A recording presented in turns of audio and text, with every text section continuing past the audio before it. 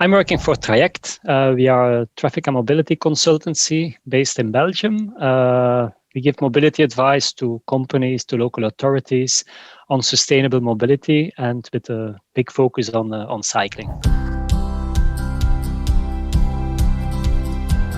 We have at Traject local authorities or regional authorities, private companies, and also some project developers. So we're working for both 50% of our portfolio are private companies and 50% are public authorities. Main success factors if you want to work on sustainable mobility for companies, it's a combination of good infrastructure, good public transport or good bicycle infrastructure, but also a mobility culture within the company. We see that investing in cycling infrastructure on the external part of the company, it's only will achieve its full potential if within the company there is an open mind and there is a favor for sustainable mobility mode. So it's both infrastructure and culture. It's an important element. These are the both important elements. For public authorities, we believe that, or we just see that political will, really the perseverance for some politicians to go really make the shift towards sustainable mobility planning. It's the major driving for cities or regions to achieve good results in sustainable mobility. If I can just name one major factor, it's, would say, the fact if the CEO or one of the major directors is also in favor of public transport or cycling. So that's a major driving. If there is, first of all, awareness that not everyone uses the car or is in favor of the car, but there is a multimodal approach. That's really a strong element. So we have the example of one of the big corporate banks in Belgium, more than 10 years a client of us. And the main switch where we really get an acceleration in sustainable mobility was at the moment that there was a younger guy who became head of people in the bank. He had 3 kids. He brought the children with a cargo bike to school. And at a certain moment, a lot of requests from the employees were possible. There were investments in new bicycle infrastructure. There were investment in new bicycle parking. So this is sometimes a trigger. In every company, there is a switch which you should use as an opportunity to really bring forward some actions with regard to sustainable mobility. Of course, there is no open mind with regard to mobility in a company. It's much more difficult. But then it's a fact to try as a consultant or as a public authority to look for some problems where people are probably not aware of. In the past, companies wanted to work on mobility because they got a parking issue. Now you see, especially in Belgium, and I'm not sure if it's in Slovenia the same, but I think especially in Ljubljana, these things are changing as well, that especially younger employees entering the labor market, they want to go by bike. They invest in good bikes, so they want to have good bicycle parking. So to make them clear that working on mobility, it's not only a green measure or saving the planet, it's about taking your responsibilities as an employer with regard to younger employees. So positioning on the labor market, it means also reflecting on another way of transport towards the office. It's a combination of approaches. But in my experience, working with private companies, if there is a will within the company to act towards mobility, it's the fastest way to make changes. Because compared to public authorities, decision lines within companies are quite short. So if there is a switch, we feel there is an opening to work on sustainable mobility, things can go fast. So in my understanding, companies, especially the one located in city centers, in bigger city centers, are good first actors to work on mobility. And it's a combination of different stakeholders, but it's for me also a combination of working on infrastructure and culture. And in the past, and a lot of people still believe that there should be first some good infrastructure before you can start working on a culture, awareness raising and so on. I disagree. I think even if your infrastructure or public transport accessibility is not top level at the moment, it's still already a good way to start working on culture, because then you create like a spinning wheel where if people are in favor of sustainable mobility, they will be open and will find investments for this infrastructure. So that's something I would like to add to this, to your question as well. If you want to create a modal shift, it's about behavioral change. We want change management. We want to change people about the way they think about their transport. At the end, they shift from always the car to maybe sometimes also public transport or walking or cycling. So it's about behavioral change. And behavioral change, it's a long-term process. And it starts with small seeds, which you have to plant, and then things will change. So working with influencers or ambassadors, as we call it, that's really the way to achieve results. So we won't change the world from today up till tomorrow. It's really in small steps. And so we use let's say the commercial marketing techniques to a segmentation and tailor-made advice, also within mobility. If we work for a company, we look in the, say, 1,000 employees working in the company, we try to find this segment of people who probably is using the car on a daily basis, but have good access with public transport, but are not aware of it, can probably also bike to work, but maybe have no bike. So then we provide test bikes, test tickets for public transport.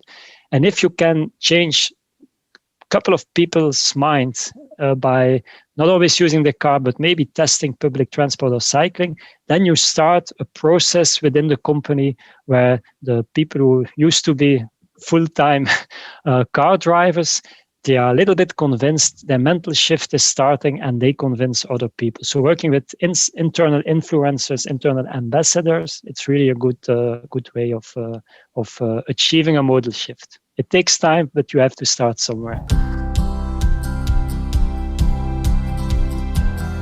We do it not only for companies, public authorities, but also for other target groups like festivals, events. The major rock festivals in Belgium. We also developed a mobility plan, sustainable mobility plan a couple of years ago. So starting from the same problem. I mean, people want to go to rock festival, they want to enjoy themselves, but if they are stuck in traffic when going to the festival, and especially when after the last concert going back, it means the whole experience is a little bit lowered, the degree of satisfaction a little bit influenced. So we always want to make people happy. If you go to a rock festival, you want to be happy. So also the trip to and back from the festival could be improved. And we did it in the same way, improving infrastructure, bicycle parking, but also informing people about the different ways to reach the festival. So for us, it's also like a mission, because not only young people, but especially young people like to attend rock festivals. If you get mobility management, reflection on sustainable transport mode in this kind of happy environment, people will probably also reflect on using other transport modes when commuting to their office on Monday. So yeah, it's fun to work for rock festivals as well. And modal shift, working on sustainable mobility, it's not an aim in itself, but if it facilitates people's lives, that's why we do it. There are some Flemish cities like Ghent, Bruges, who really get good reviews with regard to sustainable mobility on European level. First of all, there is no secret behind, and it's not something that has always been there. At the city where I live, Ghent, one of the leading cities on sustainable mobility. 20, even less than 20 years ago, this was a car-oriented city. City was polluted. There was parking everywhere. Cars were stuck. They could cross the city center. And like they did in Ljubljana a couple of years ago, there was a political courage who decided, okay, let's stop having all the cars taking over our city. So it's having a good strategy, knowing why you want to. It's not about limiting the car as a name in itself. It's a mean by limiting car access to create a more livable city. And Flanders is close to the Netherlands, so we were happy to see the examples of the Netherlands. Probably now we copied and improved, like the Chinese, we improved the way the Netherlands work on sustainable mobility. And now we are like an example for the rest of Europe. But it's a process which took place a couple of years ago. And what's nice, we now have, and that's also quite recent. I mean, it's only from the last 5-6 years, but really now we dare to express a clear ambition. Like now with cycling, Flanders is the second cycling region in Europe. The Dutch are still up in front, but we now express that we want to close the gap in, 5 years, probably 10 years with the Netherlands. So political ambition, proven examples, and let people feel that, having another way of dealing with mobility in a city center, it improves everybody's life, makes people happy. That's, if you're talking about the secret, maybe that's a secret. Mobility is also sometimes related to generations. My parents, they were born in a time where people were able to afford a car. So all society was organized in the increase of car ownership. Nice small canals in the city centers were just filled with concrete to allow people to park. You see a clear switch. New generation people, 20, 25, 30 at the moment, they still believe they are right, that using a car is still an interesting means to go to the mountains, to go on holidays. But in their daily life, we see a clear switch. Where in the past, people were seen as you are a car driver, you are a public transport user, and you are a cyclist. Now, young people are multimodal. They bike to work, they walk to the city center, and probably in the weekends, they rent a car, or they use car sharing to move by to their place by using a car. But we see a clear shift. And in Belgium, we have a quite particular system of company cars. It's a fiscal regime where people are rewarded not only by salary, but by company cars. Like an amazing number of 13% of all employees in Belgium, they have a company car, which only a very small fraction is used really for the business. For the rest, it's just kind of a benefit.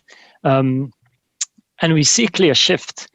In the past, maybe 10 years ago, even less, having a company car was also for young people important. If they looked for a job, it was really attractive if you have a company car. Now we see a shift, and we work for a lot of big corporates who say, look, we offer a corporate car, but young people, they don't want to work for us anymore. They ask bicycles, they ask flexibility, home working.